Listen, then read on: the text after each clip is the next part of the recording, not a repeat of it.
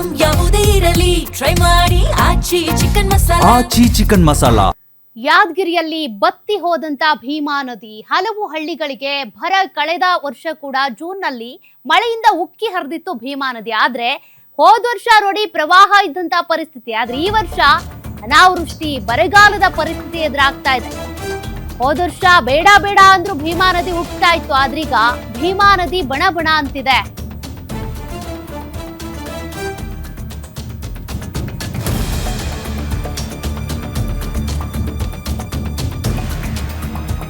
ಮಳೆಯಿಂದ ಉಕ್ಕಿ ಹರಿದಿದ್ದಂತ ಭೀಮಾ ನದಿ ಕಳೆದ ವರ್ಷ ಜೂನ್ನಲ್ಲಿ ಪ್ರವಾಹದ ಪರಿಸ್ಥಿತಿ ಇತ್ತು.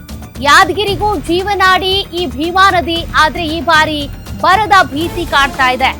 ಒಂದು ಕಡೆ ಭೀಮಾ, ಇನ್ನೊಂದೆಡೆ ಮಳೆ ಇಲ್ಲದೆ ಬತ್ತಿರುವಂತ ಕೃಷ್ಣಾ ನದಿ.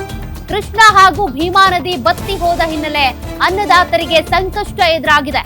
ನದಿ ಒಡಲಲ್ಲಿ ನದಿ ಬತ್ತಿರುವ ಪರಿಣಾಮ ಬಂಡೆಗಲ್ಲುಗಳು ಕೂಡ ಕಾಣಿಸ್ತಾ ಇವೆ. ನದಿ ನೀರನ್ನೇ ನಂಬಿ ಕೃಷಿ ಮಾಡುವ ಅನ್ನದಾತರು ಕಣ್ಣೀರಿಡ್ತಾ ಇದ್ದಾರೆ. ಭತ್ತ ಬೆಳೆಯೋದಕ್ಕೆ ನೀರಿನ ಕೊರತೆ ಇದೆ. ಭತ್ತ ನಾಟಿ ಮಾಡದ ಯಾದಗಿರಿಯ ರೈತರು. ನದಿಯ ಅಕ್ಕಪಕ್ಕದ ಜಮೀನು, ನದಿ ತೀರದ ಜಮೀನು ಈಗ ಖಾಲಿಯಾಗಿವೆ. ಭತ್ತ ಬೆಳೆಯೋದಕ್ಕೆ ಜಮೀನು ಸಿದ್ಧತೆ ಮಾಡ್ಕೊಂಡಿದ್ರು ಅನ್ನದಾತರು, ಆದ್ರೆ ನೀರೇ ಇಲ್ಲ. ಈಗ ಲಕ್ಷಾಂತರ ಎಕರೆ ಪ್ರದೇಶದಲ್ಲಿ ಭತ್ತ ಬೆಳೀತಾ ಇದ್ರು ರೈತರು, ಆದ್ರೀಗ ಅವರಿಗೆ ಶಾಕ್ ಎದುರಾಗಿದೆ. ಕಾರಣ ಕೃಷ್ಣಾ ನದಿ, ಭೀಮಾ ನದಿ ಬಣಗುಡ್ತಾ ಇವೆ. ನೀರಿಲ್ದೆ ನದಿಗಳ ಒಡಲು ಬತ್ತಿ ಹೋಗಿದೆ. ಹೀಗಾಗಿ ರೈತರು ಮುಂದೇನ್ ಮಾಡ್ಬೇಕು ಅಂತ ತಲೆ ಮೇಲೆ ಕೈ ಹೊತ್ತು ಕೂತಿದ್ದಾರೆ.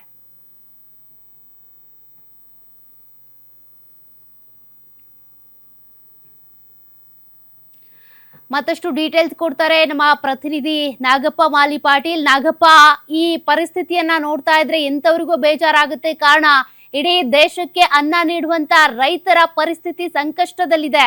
ನೀರಿಗಾಗಿ ಏನ್ ಮಾಡ್ತಾರೆ ರೈತರು? ಹೆಂಗ್ ಅಳಲ್ ತೋಡ್ಕೊಳ್ತಿದ್ದಾರೆ? ಏನ್ ಮನವಿ ಮಾಡಿದ್ದಾರೆ?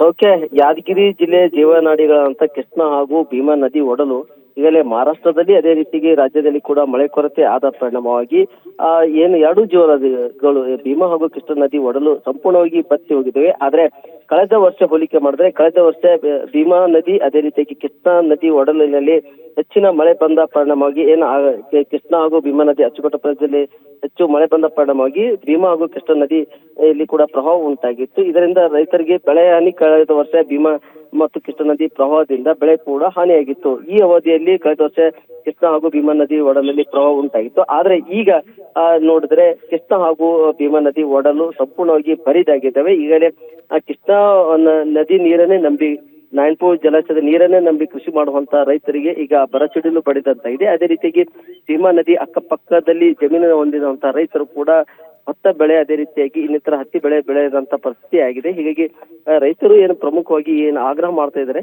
ಬೆಳೆ ಈಗಲೇ ಬೆಳೆಯಲು ಕೂಡ ಆಗ್ತಿಲ್ಲ. ಹೀಗಾಗಿ ಬರಪೀಡಿತ ಜಿಲ್ಲೆ ಎಂದು ಘೋಷಣೆ ಮಾಡಬೇಕೆಂದು ರೈತರು ಆಗ್ರಹ ಮಾಡಿದ್ದಾರೆ.